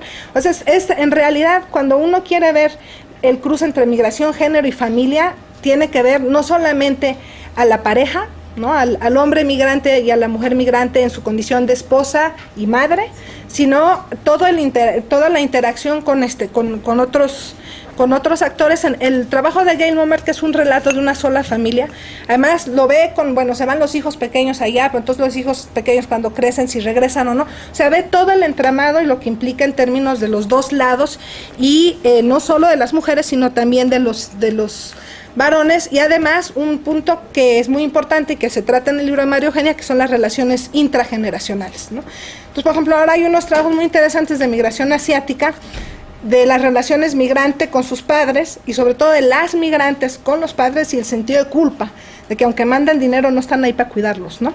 Entonces son como líneas de trabajo que yo creo que te hablan como de esta expansión de la relación, de ver el componente entre esposos, a ver otra serie de aspectos de las relaciones intrageneracionales hacia arriba y hacia abajo, y la posición de otros miembros del hogar en esta. Y creo que ahora sí ya casi terminé, ya me queda poquito tiempo. Bueno, entonces deja ver qué escojo de todo lo que me queda. Bueno, otra cosa que quería decir, bueno, a lo mejor de los temas emergentes está el de las dinámicas familiares, donde el enfoque transnacional te da un espacio, o sea, para estudiarlo, pero donde yo creo que hay mucho más que ver, aparte de donde yo creo que hay que incorporar más de los estudios de la familia en los marcos analíticos que utilizamos dentro de la migración, y a lo mejor hablar nada más de los que son como fenómenos emergentes. Lo del retorno es interesantísimo, porque decía María Eugenia, bueno, que en unos casos se ha encontrado esto del retorno escalonado, ¿no? Pero de repente hay otros casos, en la misma Claudia Pedone tiene un trabajo muy interesante, donde los hijos adolescentes les dicen, pues váyanse ustedes porque yo me quedo aquí, ¿no? O sea, entonces es toda una complejidad y una situación nueva que está generando. Creo que el tema de masculinidad al que hizo referencia Jessica al final también es muy importante. Entonces, de repente, la literatura, uno ve los estudios etnográficos y te dejan muy claro la posición de la mujer como proveedora, ¿no? Como la mujer migrante, que además está enfrentando menos desempleo que los hombres, una situación de empleo más segura, que cubre este papel de proveedora, y que cubre de alguna manera el de cuidadora ella o alguna otra mujer, y entonces el rol de los hombres dentro de la estructura familiar queda un poco como desdibujado, ¿no? Es un poco ese sentido, y creo que ahí hay todo un campo de trabajo. Y ya finalmente, para decir, no solamente es la discusión género y migración dentro del ámbito familiar, hay una discusión género-migración que va fuera del ámbito familiar y que tiene que ver, como por ejemplo, con la participación de mujeres en espacios políticos a raíz de la migración, o con algo que tocó brevemente Jessica, que es decir, los sistemas y las políticas migratorias tienen un efecto diferente en hombres y mujeres migrantes y no migrantes. Entonces, bueno, ahí hay otra línea de trabajo que está abierta y que yo creo que hay que desarrollar, y hay mucho más que discutir, pero podemos seguir después. Sí, hay muchos que tal vez quieran opinar. Gracias, Silvia. Entonces, vamos a abrir un espacio para preguntas, comentarios de otras personas. Tenemos primero a Alejandro Mina y ¿tu nombre cuál es? Francisco. Masferrer y Francisco. Y Brígida. Y Brígida.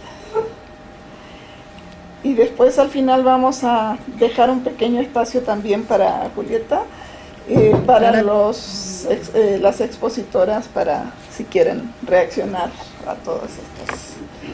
Entonces, Alejandro, por favor. Victoria, si trabajar con un solo país en ese periodo es realmente abrumador, pues trabajar con todos los que tú tienes, felicidades por ello, es un trabajo impresionante en cuanto a manejo de bases de datos y en cuanto a la calidad, que es la que quisiera preguntarte, te pregunto, sobre la calidad del dato, en especial de estas estructuras por edades, qué tipos de evaluaciones hiciste, correcciones, ajustes, porque evidentemente los hay, se tiene ahí unas tendencias muy claras, sin grandes brincos, yo diría que pocos en esos 60 años, a tal grado que pues sí hay que ver los diferentes coberturas que tuvieron esa información de estructuras por edades, generalmente de censos, y también las tablas que siempre para quienes trabajamos estos métodos de las probabilidades de supervivencia de un año censal a otro, pues tienen ahí su problema, sobre todo para esos años 50, 60, de dónde esas tablas y por sexo. Está tan bien planteada ya la tendencia de cada país que pregunto yo si en tu trabajo has pensado en las proyecciones, ver escenarios a corto plazo, 2020, 2030, se presta ya esta información para hacerlo. Recomendaría que lo hicieras, que no dejarlo para que lo hagan otros con los insumos tan valiosos que tú ya tienes. Aplicaste el método prospectivo, se pensó en lo retrospectivo para ver ahí, claro, es a nivel nacional de cada una de los países, pero sí hay el problema, tú lo sabes bien, del grupo, el primero y el último. El grupo abierto y el primero, que es el triángulo inferior de los nacimientos, ese creo que no se tomó, ¿verdad? Se tomó pero tú nos dices, tomaste 0,4 y la proyección que se tiene, o sea, edades cumplidas, prácticamente edades cumplidas y no de una exacta en adelante. Sin embargo, ese es muy importante si no se tomó, porque pues son nacimientos, entonces tendría que meterse a todos estos países, a los registros administrativos y ver. Lo otro que también es importante resaltar es que trabajas por grupos quinquenales. No sé si se trabajó con la desagregación, se puede hacer, desagregarlo por edades individuales y tenerlos ya para poder en un momento dado hacer algunas simulaciones. Sé que son saldos netos, pero nadie te impide con información auxiliar, incluso de lugar de nacimiento y residencia, para los últimos años tenerlo por edades desplegadas. Sé que es un trabajo impresionante, ¿no? Pero que has hecho, felicidades, trabajar con esa base de datos no fue nada sencillo, pero sí es muy importante ese capítulo de la calidad del dato, muy importante, porque de otra manera es valioso, pero no es muy exacto en cuanto a los saldos por grupos de edades. Muchas gracias, Alejandro. Claudia, por favor. Gracias. Bueno, estoy muy contenta de poder haber coincidido en este seminario, porque estoy trabajando justamente en migración y familia. Pero algo que me interesó mucho de la discusión de María Eugenia y Victoria es esta idea, que también lo mencionas, pues Silvia y Jessica, de la diversificación de los destinos. Y me gustaría si puedan comentar un poco no sé, sobre todo Victoria, cómo trató o cómo podría tratar la relación entre la familiarización de los flujos con la diversificación de los destinos y la migración individual o familiar. Porque, por ejemplo, en el caso del flujo de mexicanos a Canadá, se ve muy claramente que las pioneras, digamos, eran mujeres, ¿no? Y familias que después fueron acompañadas por hombres y mujeres solas, madres solteras, y eso es un fenómeno que es muy distinto. En el caso de las mujeres latinoamericanas que van a España, creo que también hay un proceso similar de, digamos, nuevos destinos, movimientos fuera de Estados Unidos, Canadá, hacia Europa. Entonces no sé si en los modelos puedes considerar de alguna forma esa diversificación, pero además las implicaciones que tendrían en la metodología el hecho de que el hogar completo se vaya. Pues entiendo que es migración neta, pero ¿qué tan sensibles son los resultados a esta migración familiar y no individual, donde hay alguien que reporte? En el caso del censo,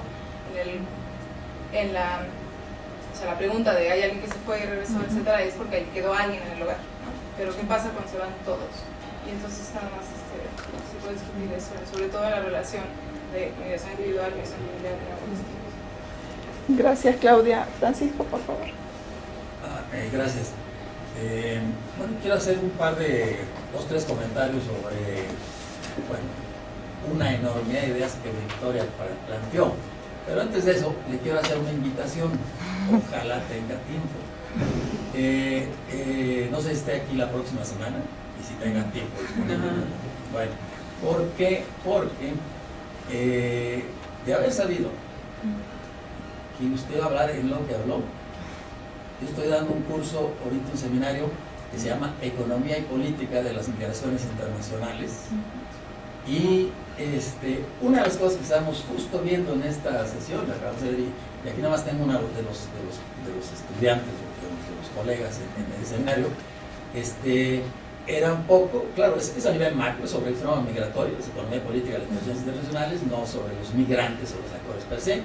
Pero claro, uno de los temas que en ese contexto hay que ver es cuál es el papel del factor y la dimensión demográfica en lo que está pasando. Que hay muy poco, lo de usted que ha hecho ahí es realmente impresionante. O sea que la invitación era porque ojalá si hubiera estado aquí el jueves nos diera el privilegio de que estuviera ahí con nosotros por lo menos una media hora, porque, ¿cómo se dice? Como anillo al dedo hubiera caído.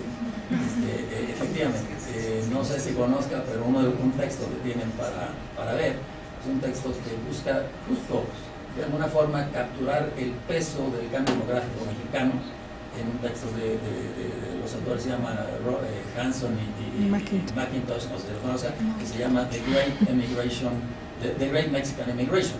Y bueno, una de las cosas que hacen, pero claro, ¿no? Es un modelo que usan ellos, un modelo, en ese sentido ya vi que eso les sirve para los siguientes comentarios, del marco neoclásico, pero encuentran que obviamente en un cierto periodo, metodología un poco diferente, pero encuentran que pesa mucho, según ellos sus estimaciones, tal vez hasta un tercio de la inmigración de Estados Unidos en cierto periodo podría explicarse, de acuerdo a su modelo, por el cambio demográfico en México. En fin, no voy a entrar en eso. Por eso, me hubiera encantado, empezar por una invitación. Lo segundo, obviamente, podemos hacer, me encantaría, tengo 20.000 cosas, más que todo, una discusión, un debate sobre los planteamientos que usted hace iniciales, sobre la cuestión esa de por qué la demografía, digamos, en su marco analítico, la prevención demográfica termina por traducirla en presiones demográficas, porque usted usa después el concepto de inhibidores demográficos. Es decir, ¿qué hay detrás?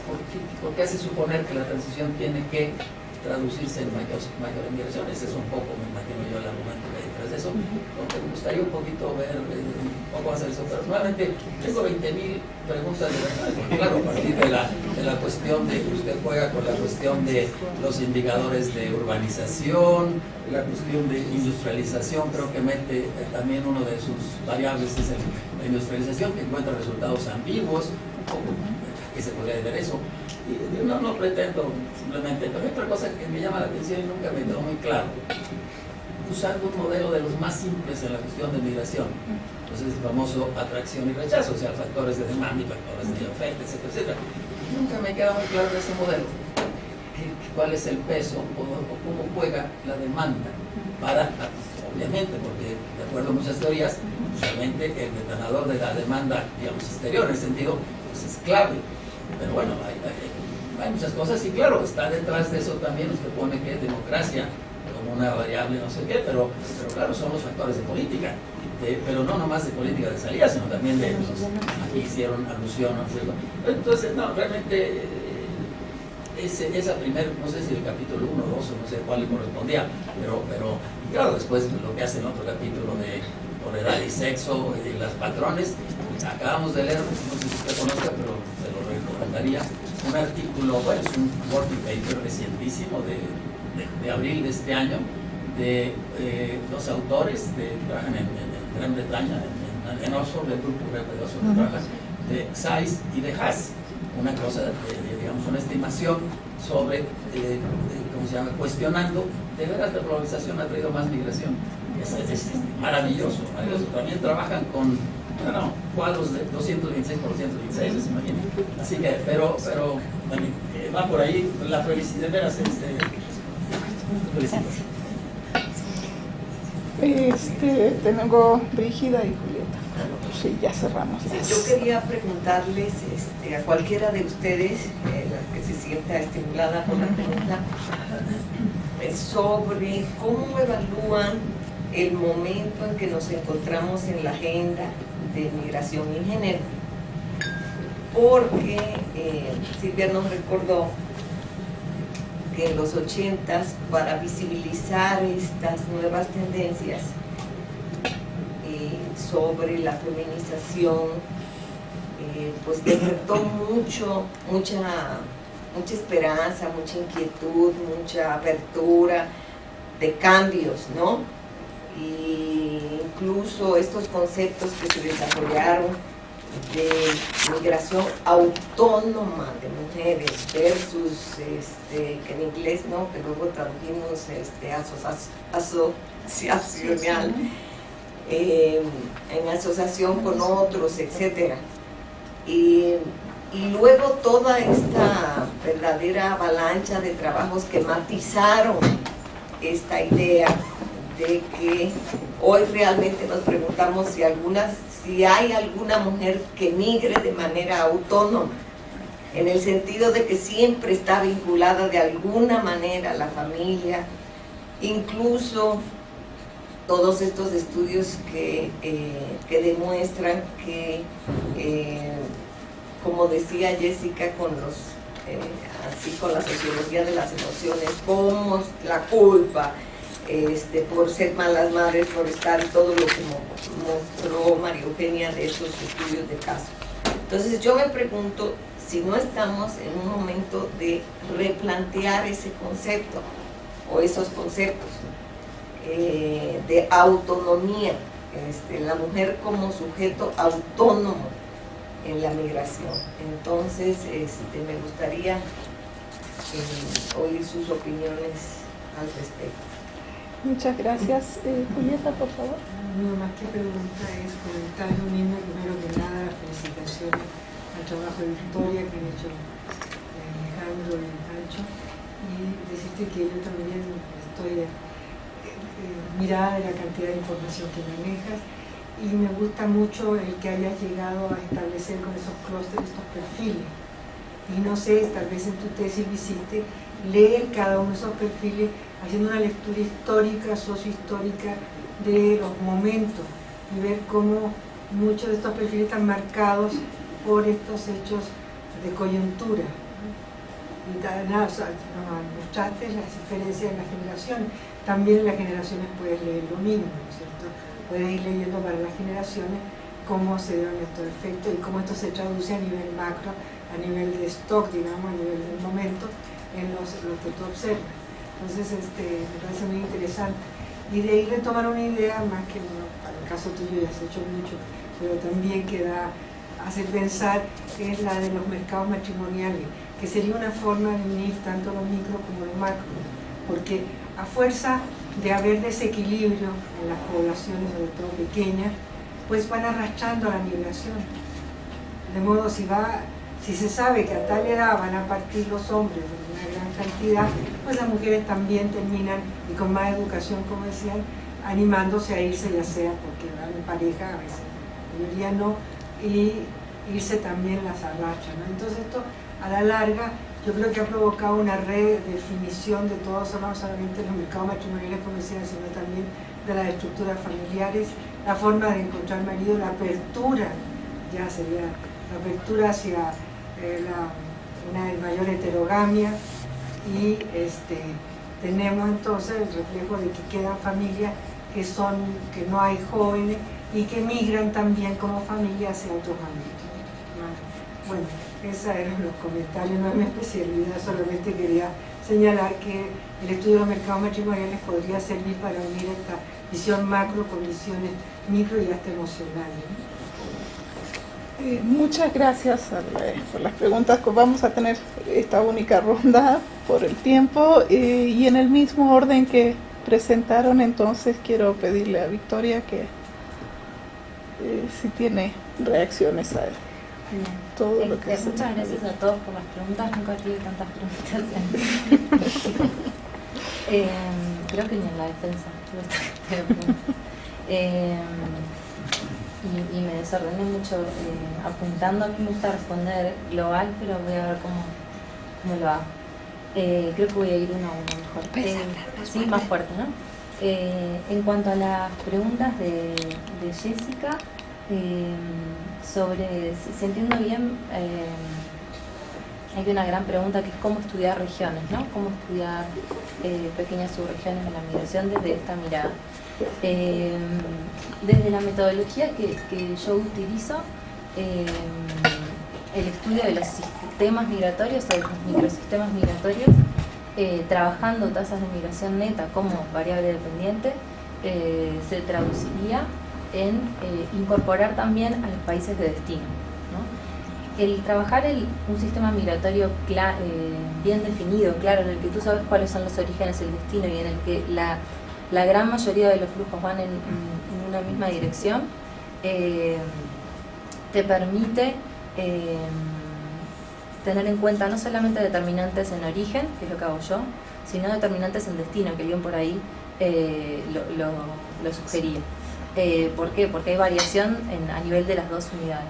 Entonces, esa es de hecho la metodología que utilicé del uso de las interacciones, o esta pregunta que traen de vuelta Salinari y De Santis al estudio de las migraciones contemporáneas, esa pregunta sobre qué pasa con la transición demográfica y la migración, surge precisamente de un estudio que hacen ellos de una microrregión de migraciones, que no es ninguna microrregión, es tal vez una de las regiones que mueve más migración en el mundo, que es la migración del África subsahariana, que viaja al norte de África y desde ahí a Europa. Ese sistema ellos lo estudian a través de esta metodología.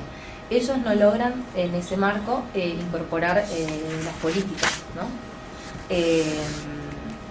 ¿Por qué? Porque trabajamos tanto ellos como yo con unidades temporales que no permiten ver realmente el efecto de una política. Para ver el efecto de una política hay que trabajar unidades temporales de un año, por lo menos, ¿no? Y nosotros estamos trabajando con quinquenios. ¿Y por qué hacemos eso? Por una restricción de información que hay, porque solo de esa manera se puede tener esa meta. Hay muchos estudios, no muchos. En el último tiempo han surgido algunos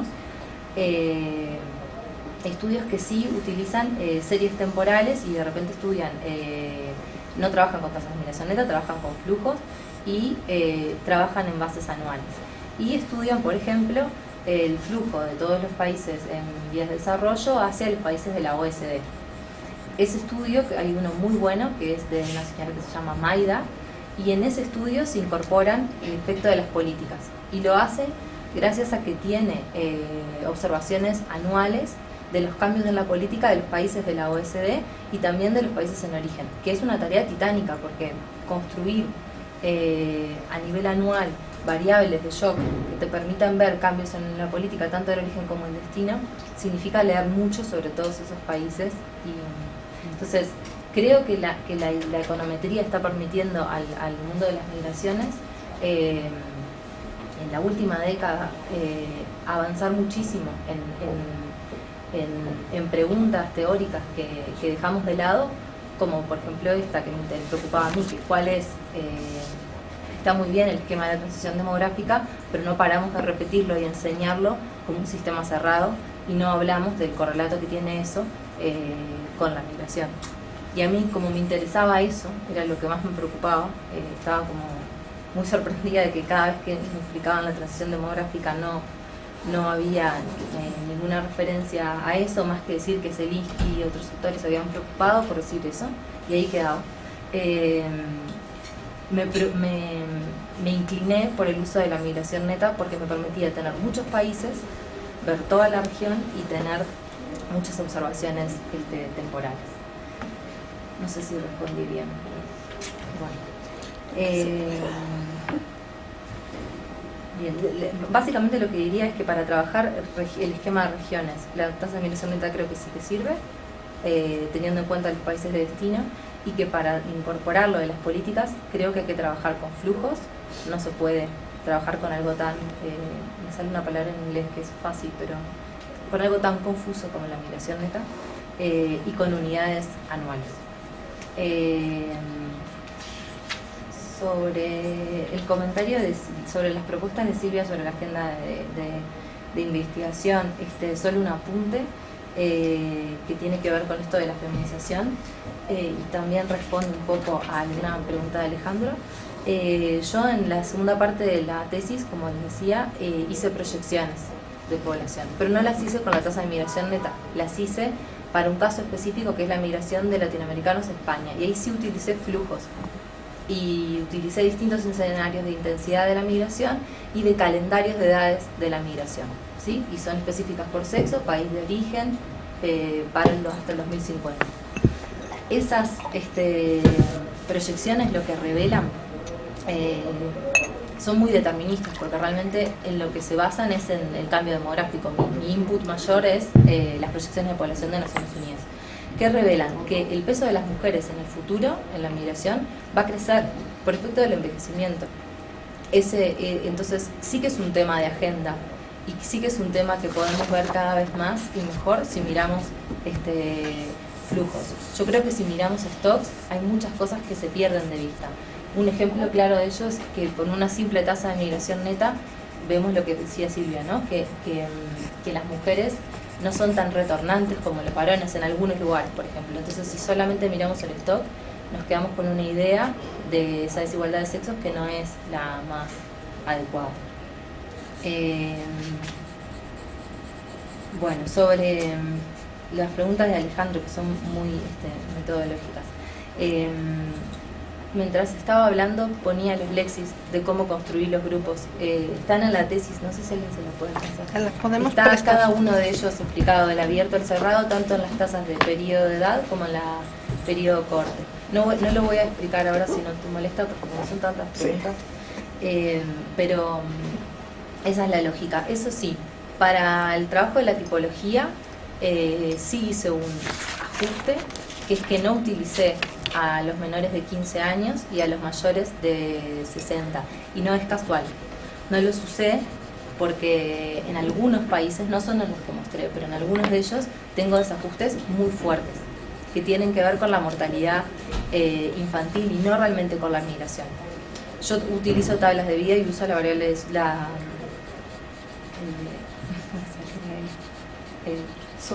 función de y por supuesto las tablas de vida que utilicé son las proporcionadas por CELADE, ¿sí? Son las publicadas por CELADE en el año 2009. Claro que tienen suavizaciones, que son las que hace CELADE para lidiar con los vacíos de información que hay. Entonces, si mis datos son suaves, que es cierto, es efecto de la suavización que tienen las tablas de mortalidad. Sin embargo, a pesar de arrastrar esa suavización, que lamentablemente no la conozco muy bien porque está bastante encriptado lo que hace CELADE, Digamos, si uno interpreta esto de la mano de un manual de historia, o si conoce bien la historia de cada uno de esos países, no es absurdo. Por eso insistí mucho en lo de trabajar con la tasa de migración neta siempre a la luz de una historia conocida, pero no para interpretar tendencias contemporáneas, o sea, que están pasando en este momento. Sobre las proyecciones, eso, no me animaría a hacer proyecciones con la tasa de migración neta, precisamente por eso. Me animé con los flujos y con un caso único que es España, pero no sé, lo podemos conversar. Bueno, lo del grupo abierto, las edades simples, no tuve información de edades simples, porque las tablas de vida publicadas son en edades quinquenales y la población está en edades simples en Naciones Unidas, pero las tablas no. Y las tablas tampoco son tan accesibles. En un momento Celaya las publicaba y ahora, por ejemplo, un momento que volví y no estaba. Sí, arrastro arrastro el mismo oscurantismo que hay sobre mis datos, ¿no? O sea, la metodología no es muy transparente. Hay cosas también que cuando uno mira algunos países que yo no les sé, hay números redondos en los saldos migratorios y eso es señal de que esos números fueron imputados, ¿no?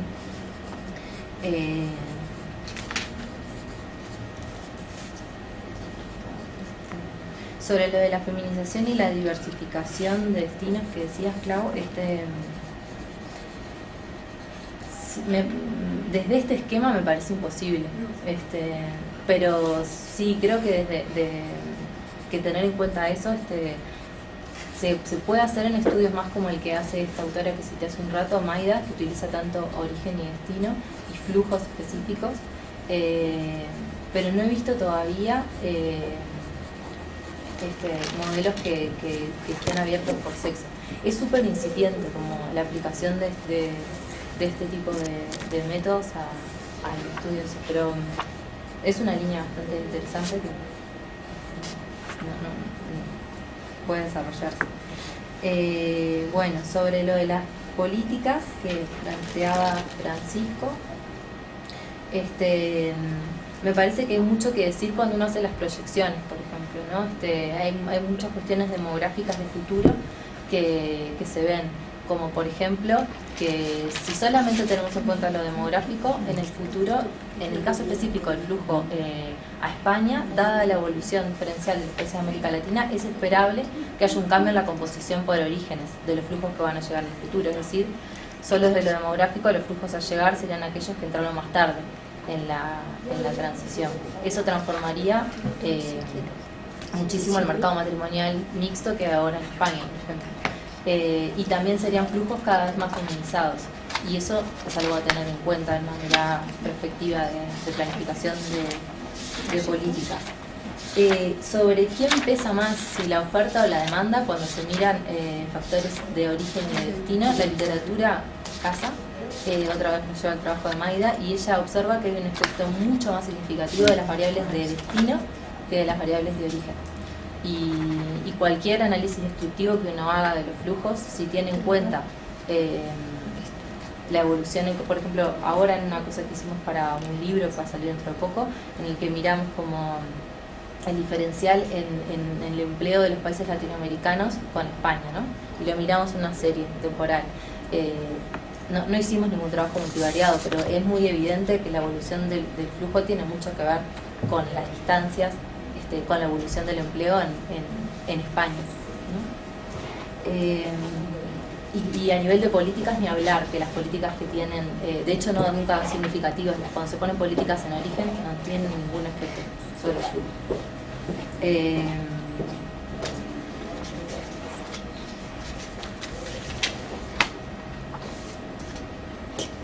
Bueno, ok. Gracias. Muchas gracias, Victoria. María Eugenia. Sí, voy a ser más corta, porque hay menos preguntas y las voy a agrupar. 3 o 4 cositas. De lo que dijo Silvia, que en la agenda hay 2 temas más, efectivamente, el de migración, género y políticas migratorias, y el de migración, género y derechos. Lo que pasa es que en los trabajos empíricos que yo junté aparece poco. Yo lo menciono en el texto, pero no tuve, por casualidad, no tuve muchos trabajos sobre eso. Pero efectivamente eso completa, a mi modo de ver, la lista de lo que son las temáticas. ¿Cómo está la agenda? Dice Brígida. Yo creo que lo que se ha ampliado, Brígida, es no nada más ver migración y género como hace 30 años, pero migración, género y dinámicas familiares en una perspectiva de historias de vida.